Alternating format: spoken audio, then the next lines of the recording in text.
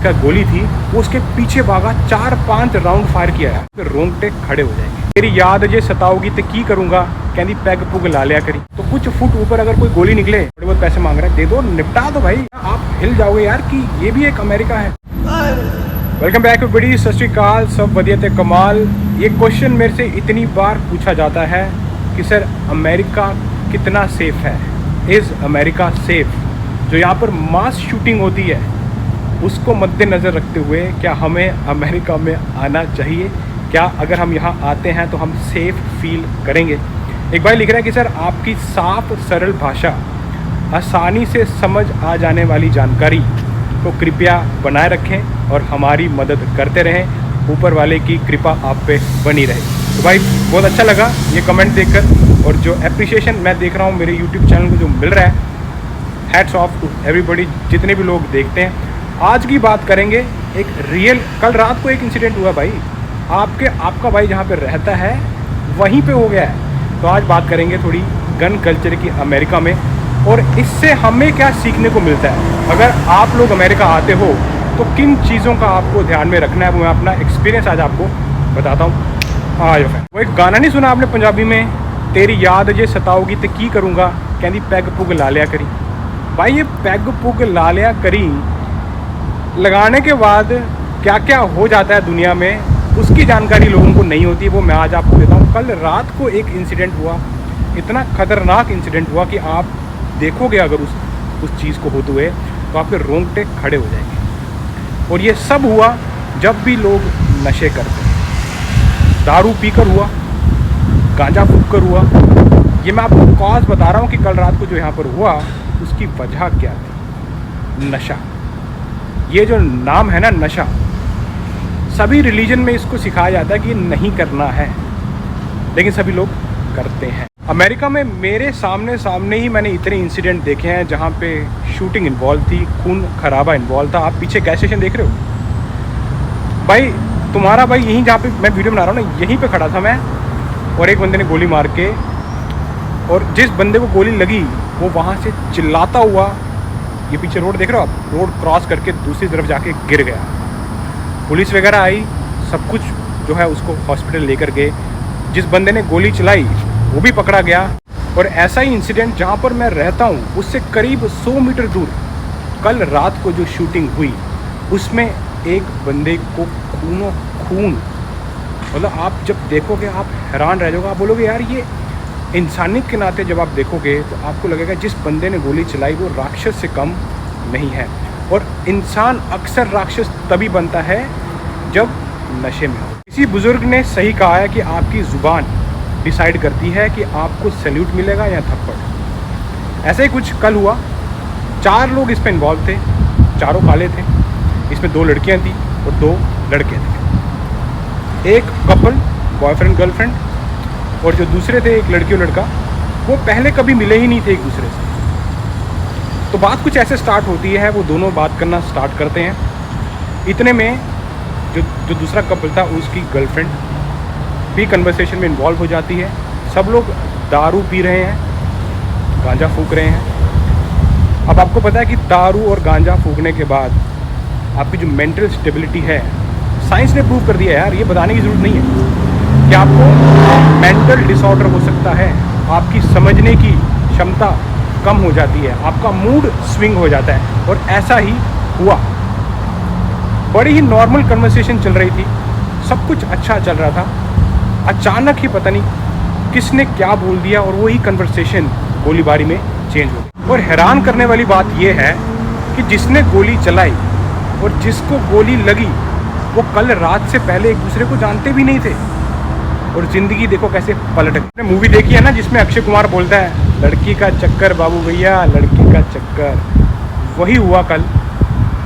जिस बंदे ने गोली चलाई उसकी जो गर्लफ्रेंड या फिर उसकी वाइफ, ये पूरी कंफर्मेशन नहीं है कि वो थे वो कपल, पर गर्लफ्रेंड थी कि वाइफ थी पता नहीं, उसकी कन्वर्सेशन जिस बंदे को गोली लगी उसके साथ कोई बहस हो गई। तो उसने अपने बॉयफ्रेंड को बुलाया, और जब बॉयफ्रेंड आया इन दोनों के बीच में, जो दोनों लड़के थे इन दोनों के बीच में बहस हो गई। और बॉयफ्रेंड ने ना इधर देखा ना उधर, सीधा कनपट्टी पे, कनपट्टी नहीं सीधा सामने गोली दिखा। जैसे ही इसने गोली दिखाई सामने वाले पर्सन ने, जो लड़का था, उसने रिएक्ट किया और गोली उसने सीधा पैर पे मार दी।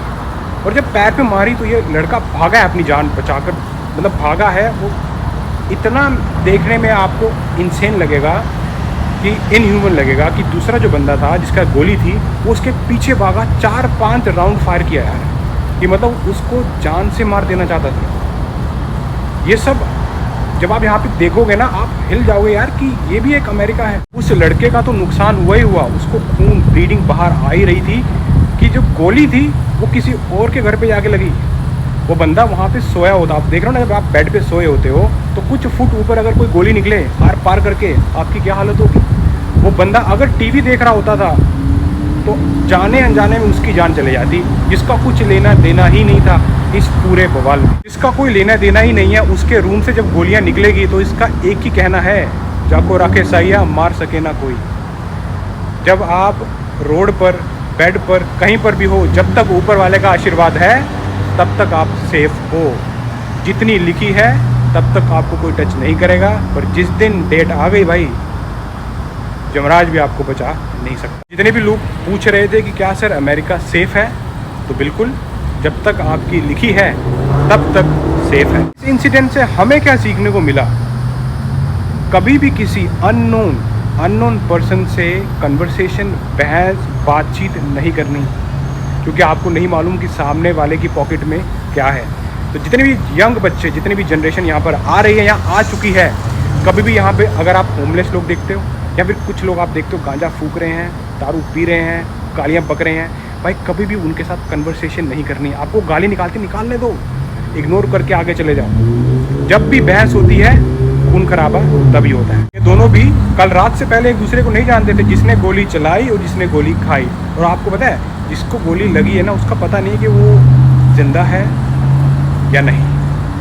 मैं बस यही ऊपर वाले दुआ कर रहा हूँ कि भाई वो सब ठीक हो, जिंदा हो, सब कुछ सही चले, कोई भी उसका बॉडी का ऑर्गन जो है वो ख़राब ना हो। क्योंकि हो सकता है अगर कुछ ऐसी वैसी जगह गोली लग जाए तो आपकी बॉडी एकदम ख़त्म हो सकती है। तो इसलिए जितने भी लोग गन के शौकीन हैं, इस वीडियो के थ्रू उनको ज़रूर बोलना चाहूँगा, अगर आपको गोली पसंद है तो भाई एक दिन गोली लगेगी। जब आप उनको देखोगे ना, स्टार्टिंग में बहुत आराम से बात कर रहे हैं, हंस रहे हैं लोग, एक दूसरे पे मजाक कर रहे हैं और हंस रहे हैं, सब कुछ नॉर्मल लग रहा है, और अचानक ही सिचुएशन चेंज हो गई, गन शूटिंग स्टार्ट हो गई। और आप ऐसी सिचुएशन में हबड़ा दबड़ी जो है मच जाती है, लोग भागना शुरू कर देते हैं। ऐसा ही कल हुआ, इधर उधर लोग भागना शुरू कर दी, पुलिस आई।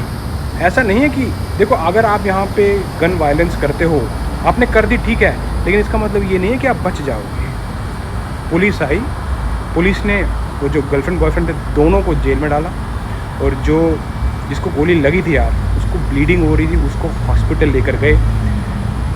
अभी जिसने तो गोली चलाई उसकी ज़िंदगी ख़त्म है अमेरिका में। अब या भूल जाओ कि वो जो है टहलेगा आराम से एकदम मज़े से, ऐसा बिल्कुल नहीं है। रूल्स एंड रेगुलेशन यहाँ पे प्रॉपर फॉलो होते हैं, उसमें कोई डाउट नहीं है। लेकिन अगर आपके साथ भी कभी ऐसा कोई इंसिडेंट हो जाए तो डर इस बात का होता है कि आप ज़िंदा बचोगे या नहीं।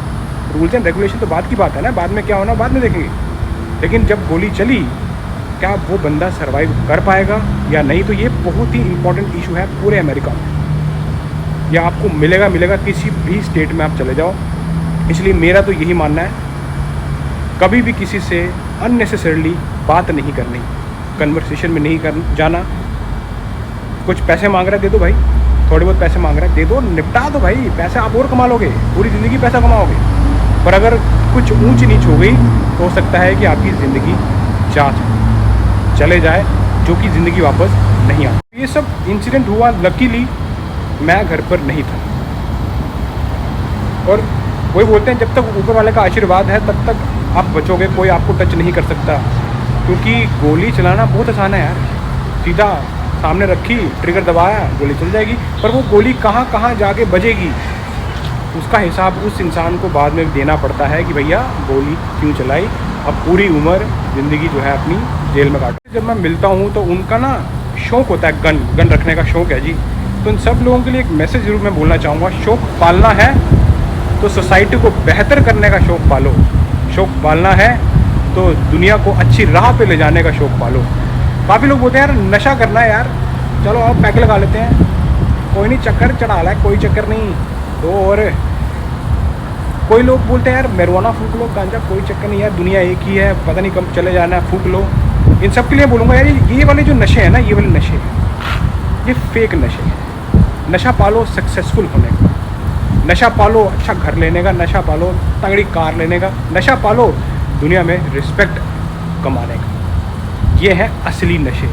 ये बाकी जितने हैं ना, ये सब चीप नशे हैं। ये जो दारू पीना, गांजा फूकना, नशे करना, ये सब चीप है। रात की कंक्लूजन निकालें तो एक अच्छा खासा हट्टा कट्टा इंसान, उसने दारू पी, दारू में जाके कन्वर्सेशन की, कन्वर्सेशन के चक्कर में गोली खाई। ये इसकी कंक्लूजन निकल कर आती है, जो कि आपकी इतनी कीमती ज़िंदगी है, एक खाली छोटी सी बॉटल ने ज़िंदगी बर्बाद कर दी। गोली लगी ना यार, उसको मैं पर्सनली जानता हूँ यार, बहुत ही अच्छा सोबर इंसान, कभी सोचा नहीं था कि उसके साथ भी ऐसा कुछ हो सकता है।